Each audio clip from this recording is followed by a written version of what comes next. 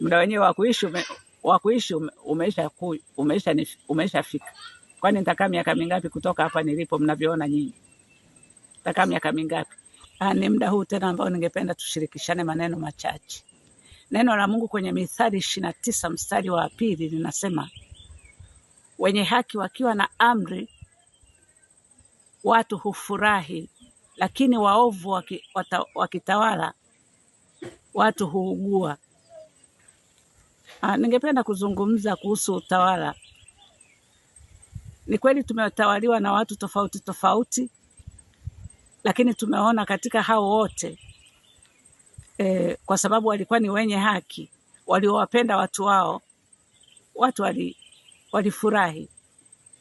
Lakini tulipopata mtawala muovu, basi mioyo inaugua. Ni watu hao waliofurahi katika utawala fulani, katika tawala nyingi zilizopita, haijalishi walitawaliwa na Muislamu au na Mkristo, lakini watu walikuwa na amani, walifurahi. Lakini ameingia huyu wa sasa hivi, watu wanaugua. Maana ukikaa kwanza ni vijembe, hakikisha amechafua nchi, utamkuta huyo ndio anasema hapa hakutakuwa na cha nywinywi wala nywinywi, huyo. Sasa anamwambia nani maneno hayo hasa? Maneno ya kwenye kanga. Mtawala naye tawala kwa kupitia maneno ya kwenye kanga. Mimi nimefika mahali sitamani kabisa mtawala mwanamke.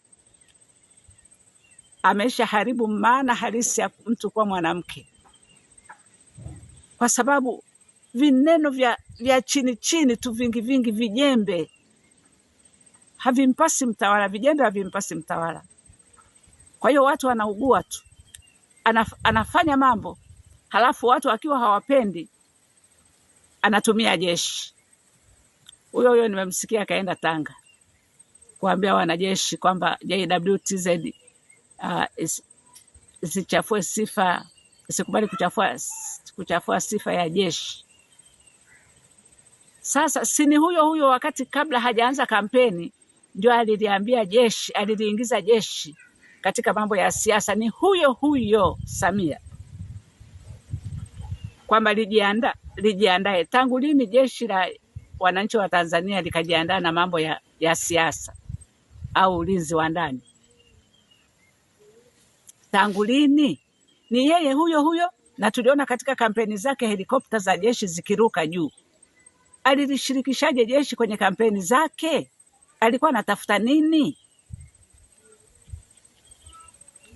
Lakini utakuta akisha chokonoa mambo, huyo sasa ndio analisikizisha jeshi kama mbwa kwamba kamateni waueni.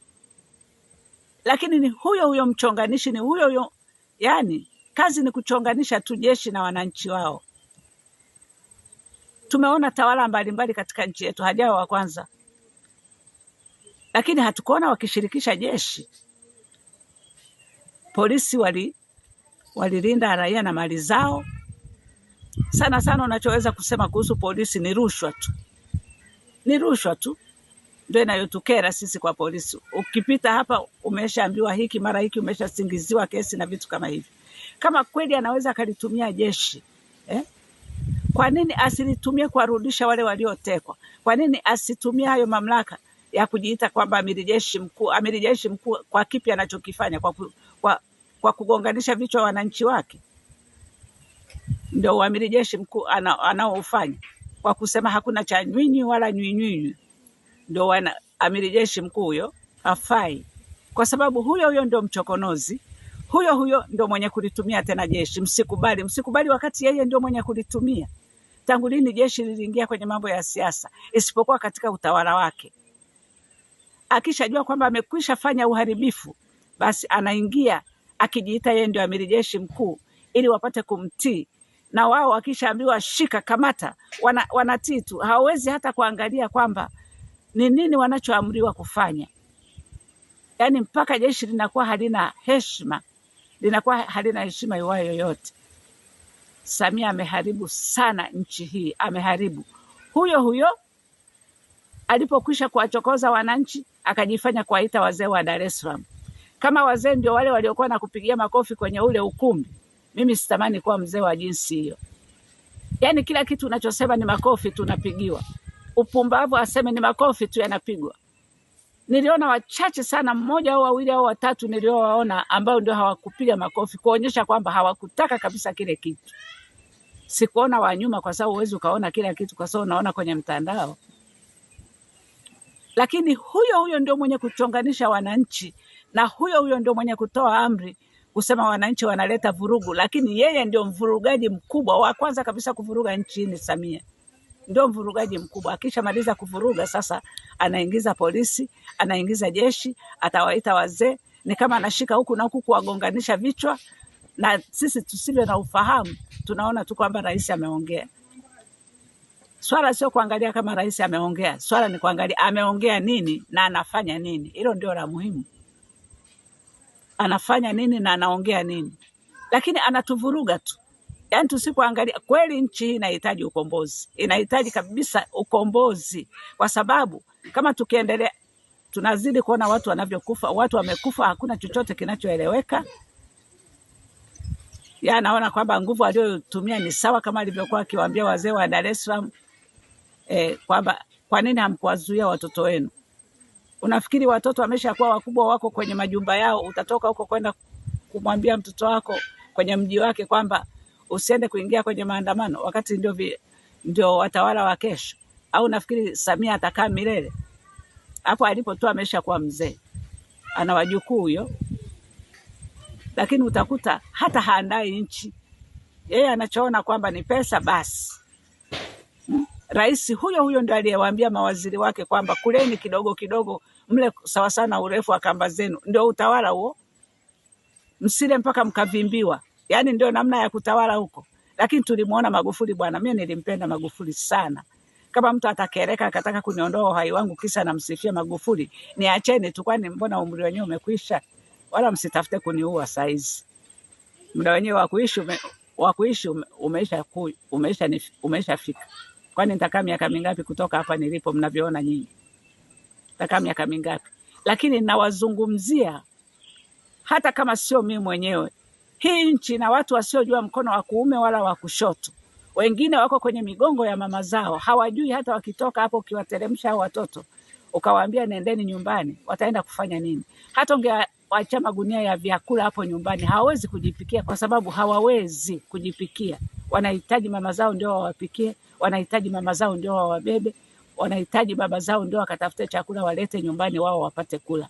Hao ndio tunaowazungumzia, wala sio kwamba sisi tuna maisha ya kufurahia hapa duniani. Mimi sioni hata maisha, naona sioni chochote katika dunia hii. Lakini nitafurahi sana nikiona mwenye haki akitawala, kwamba hata vizazi vinavyokuja vitafurahia kwa sababu mwenye haki ametawala. Kutakuwa na amani tu. Ndio maana neno la Mungu nasema wenye haki wakiwa na amri watu hufurahi, lakini waovu watawalapo watu huugua. Ni kweli kabisa. Sasa hivi nchi inaugua sana. Kama unaweza kuambia JW, unashindwa nini kuambia watafute wakina Polepole wako wapi? Wale waliotekwa, wametekwa na nani? Alafu unawaambia kabisa kwamba hakuna cha mkubwa, hata akiwa mkubwa awe CCM awe nini. Kwani wewe uko wapi? Si uko CCM? Sasa ina maana wakushughulikie wewe basi. Si ndivyo unavyosema? Watu wametekwa katika utawala wako, lakini hilo hushughuliki hata kidogo, wala hujigusi. Watu wamekufa, hujigusi wala huna uchungu kwa sababu watoto wako wako salama. Lakini yuko Mungu ambaye hashindwi kuwamaliza wakwako popote walipo. Popote walipo. Mungu ana jeshi la malaika. Aweza kumtuma malaika akaenda popote alipo wakwako na akamaliza huko huko. Sisi wala hatuna shida na wewe kusema kwamba tuna shida ya kukuua. Hata mimi hata ungekaa hapo, sihangaiki hata kukuua. Nikuue ili iweje? Wakati yuko Mungu awezaye kuwamaliza. Mwenye amri ya kuondoa uhai wa mtu ni Mungu. Akiona umezidi atauondoa tu uhai wako bila kuguswa hata na mwanadamu. Kwa hiyo tuhangaikie nini? Tuhangaike nini? Kwa kweli nchi yetu inahitaji ukombozi. Ukombozi kabisa, kwa sababu hapa tulipo hatuna usalama. Watoto wetu hawana usalama, wajukuu zetu hawana usalama, virembo vyetu watukuu hawana usalama. Kwa sababu unaonekana kabisa utaiacha nchi umeshaivuruga vya kutosha. Pesa umeshavuruga, ziko kwenye magari yako kwa nyuma huko, uhai wa mtu hauko katika wingi wa vitu alivyonavyo. Namkumbuka sana Magufuli. Yani nampenda hata kama amekufa, moyo wangu nampenda alivyotawala. Ametawala, hakuna Uislamu wala Ukristo, watu wote kwake walikuwa ni sawa. Lakini sio wewe. Ukishaona umevuruga unajifanya kuita wazee wa Dar es Salaam. Uwafanye kwamba uzee wao hauna maana. Kwa sababu hata vile vitu ulivyokuwa unaviongea pale, ukijifanya kuwasema teki, kwamba hakuna sijui nani yote ya dini. Pale wewe uliwatumia wazee wa Dar es Salaam kuwasema teki tu. Basi hicho ndicho kilichokufanya waitisha wao wanaoitwa wazee wa Dar es Salaam. Na matokeo yake kukupigia makofi kwenye vitu ambavyo ukiviongea, yani mtu nasikia kichefuchefu dakika hiyo hiyo. Lini uliona kabisa kwamba nchi imemchagua mtu kwa sababu ya dini yake? Sio wewe unataka utakuwa wa kwanza kuleta udini, na umekuwa wa kwanza kuleta udini katika nchi. Wewe ndio wa kwanza. Ulipoona umeshindwa kabisa, umeshafanya mambo ambayo yote yanakuelemea, ukaamua sasa uingize udini, kwamba wanakuchukia kwa sababu msiharibu nchi msiharibu. Nani anaiharibu wakati unaiharibu ni wewe? Msiharibu nchi hata kama mpendi Samia kwa sababu ya dini yake. Nani alikwambia dini yako hatutaki mtu kwa sababu ya dini yako? Wewe ndio Muislamu wa kwanza kutawala nchi. Mwinyi hakutawala. Kikwete hajatawala nchi. Walikuwa Wakristo, si walikuwa Waislamu? Si walikuwa Waislamu? Wewe usitafute kuja kutuvuruga huku Tanganyika, mara waondoe watu wa Ngorongoro, waweke Waarabu, mara uuze bandari. Yani vitu vyote ni wewe, hutosheki. Ukitoka hapo afu nawaambia watu, akikupa ushauri unasema who are you? Who are you? Sasa afu unasema pesa wanazokupa ni ndogo. Rasilimali ulizonazo ni nyingi, zinaweza kuendesha nchi. Unaendaga kuomba misaada ya nini sasa? Yani unatufanya kama wajinga fulani hivi. Watu wote unatufanya kama wajinga. Unakula hela hizo unazoenda kuomba misaada, unazila wewe mwenyewe, unazitumia visivyo, afu unasema una rasilimali. Wakati muombaji ni wewe huyo huo, unaenda huko na huko kufanya nini? Ndio maana ulipoanza kutawala ukaanza kuzurura duniani kote ukiombaomba misaada tu. Mbona Magufuli hakuomba misaada? Aliendesha nchi kwa hela zake mwenyewe zinazopatikana katika nchi. Wewe kinakushinda nini? Sasa wanapoanza kukuwekea, nashangaa sana, sijui umewafanya nini hao UN mpaka kuona kwamba umeleta amani. Amani iko wapi katika nchi? Kwanza hatuna amani hata kidogo. Wewe mwenyewe hujui kuleta amani. Tutakuwaje na amani watu wako? Unatuua wewe mwenyewe. Tutakuwaje na amani? Hakuna amani yoyote katika nchi, haipo. Umewateka watu mpaka leo hawajapatikana. Kama unaweza kuwatumia JWTZ, si watumie kwa komboa hao waliotekwa. Mbona unashindwa kumaliza utekaji katika nchi hii? Watu wanakaa kama wakimbizi kwenye mapori, wakikimbia nchi yao wenyewe kisa wewe. Maana hata tatizo sio elimu. Kwa sababu na watu kwanza wewe ni mtu usiyetaka ushauri. Zamani nilikuwa nafikiri labda hawakushauri. Kumbe nimegundua kabisa wewe husikilizi ushauri. Hata mtu angekushauri husikilizi, unafanya ya kwako mwenyewe sawa sawa na mikataba yako mwenyewe ya kishetani ulionayo. Labda ndio iliyokuingiza katika utawala. Kwa hiyo uliachilia makusudi zile damu zimwagike ili kutoa kafara kwa hawa ambao ulienda kuhitaji mamlaka kwao. Kwa hiyo nataka wananchi wote watambue kabisa kwamba anayevuruga taifa ni wewe Samia, na sio wananchi. Ni wewe. Alafu ukimaliza unachukua kichwa cha huyu na kichwa cha huyu unavigonganisha pamoja, afu unakaa pembeni unacheka. Ukisha tugonganisha unakaa unacheka. Unafanya watu wote hatuna akili. Wote hatuna akili, mwenye akili ni wewe tu. Tutaona mwisho wa akili zako sasa utaishia wapi. Kwa sababu yuko Mungu anayekuweza. Yuko Mungu anayekuweza. Hutatawala milele. Hutatawala. Na hata utawala wako hatufurahi wala hatuupendi. Mie mmoja hapo, si upendi wala si ufurahi, kwa sababu ni mchonganishi. Unachonganisha watu wako wewe mwenyewe. Unatafuta nini? Unataka nini? Kama pesa, si umeshachukua pesa za kutosha tu unazo. Unaweza ukaenda ukatulia mahali ukakaa ukala mpaka ukafa na vizazi vyako hivyo.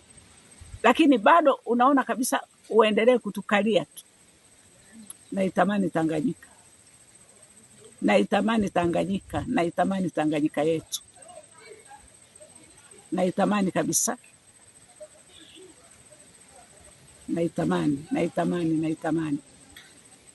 Ni kweli yawezekana Nyerere alipokuwa ameingia pamoja na Karume, walijiona kwamba ni hawana hila. Walijua watu wote watakuwa vizuri, wataendesha muungano vizuri. Hatukujua kwamba wapo watakaotokea huko kwa kupitia muungano wapate kugandamiza wenzao.